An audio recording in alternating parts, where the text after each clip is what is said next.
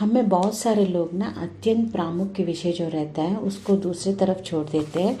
दूसरे स्थान में जो रहता है वो काम पर ध्यान रख के उसके ऊपर मेहनत करते रहते हैं। मगर एरिक लिडल बोल रहा है, मैं तो जीवन में अत्यंत प्रमुख विषय को पहचाना, वो ही हमारे आराधना के योग्य यीशु मसीह है।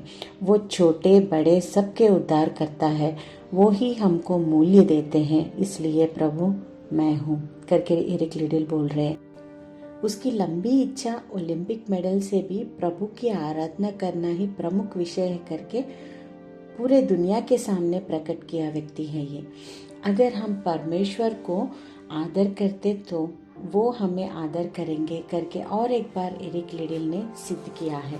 1902 जनवरी 16 को चाइना में स्कॉटिश मिशनरी को पैदा हुए थे एरिक लिडल।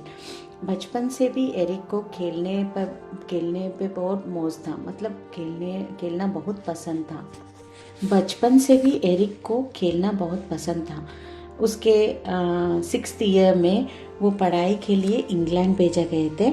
उसके बाद परमेश्वर की दया से उसके अभिरुचि जो है उसको कौशल जैसे बदल कर दौड़ शर्त में वो प्रवीण बन गए थे। वो उनके माँ से हमेशा ऐसे पूछते थे कि माँ, क्या मैं ओलंपिक क्रीड़ा में भाग ले सकता हूँ? बहुत आशा से वो बात पूछते थे। उसके बाद 1920 में इंग्लैंड में 100 मीटर्स और 200 मीटर्स दौड़ में प्रथम स्थान पाकर ओलंपिक्स में इंग्लैंड के ओर से भाग लेने के लिए वो चुने गए थे।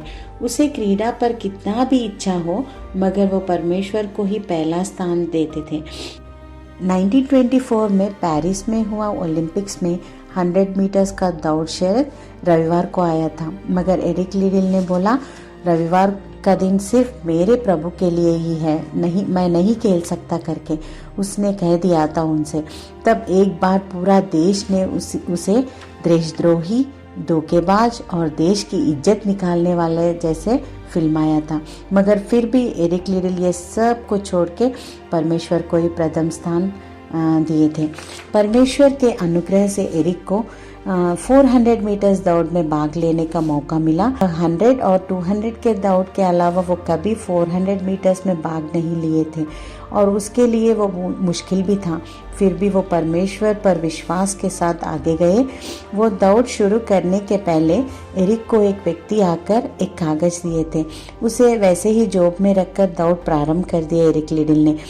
अद्भुत रीति से इस 400 मीटर के दौड़ में सबसे अच्छा भाग कर प्रथम स्थान पे खड़ा हुए और गोल्ड मेडल ग्रहण किए थे। उसके बाद वो छोटा कागज बाहर निकाल कर देख रहे थे क्या है इसमें करके। तब उसमें दूसरे समूएल 2 अध्याय और 30वें वचन में जो वचन रहता है, जो मेरा आदर करेगा मैं उनका आदर करूँगा, वह वचन उस कागज में लिखा हुआ था। उसके बाद एक बार उसे एक रिपोर्टर ने ऐसा प्रश्न पूछा कि आपका 400 मीटर्स में भाग लेना पहली बार है ना, फिर भी आप प्रथम स्थान में है, वो कैसे साध्य हुआ है? रिपोर्टर ने जब पूछा था क्या मैं वो रहस्य जान सकता हूँ, तब एरिक ने ऐसा उत्तर दिया, पहले 200 मीटर तक तो मैंने मेरा पूरा ताकत इस्तेमाल करके भागा था।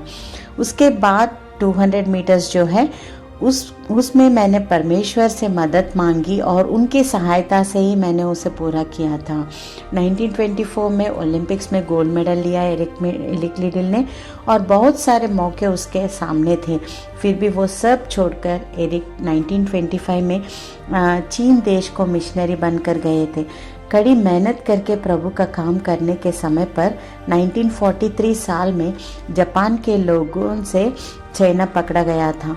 तब एरिक जापान के हाथों में एक कैदी बनके इंटरमेंट कैंप में 2 साल वहाँ दास बन गए थे और वहाँ भी उन्होंने कितना सेवा किया ये अगर हम देखेंगे तो 2000 विदेशी और 327 बच्चों के बीच में उन्होंने सेवा किया था। यहाँ एरिक लिडल के जीवन में अगर हम देखेंगे तो वह लोगों के लिए नहीं, या नहीं तो देश के लिए नहीं, या नहीं तो नाम के लिए नहीं और प्रख्याति के लिए नहीं, बल्कि एरिक लिडल तो प्रभु के लिए दौड़ा था। अगर एरिक लिडल जैसे हम भी हमारे जीवन में परमेश्वर को प्रथम स्थान देंगे तो परमेश्वर हमारा आदर करेंगे। Thank you. God bless you.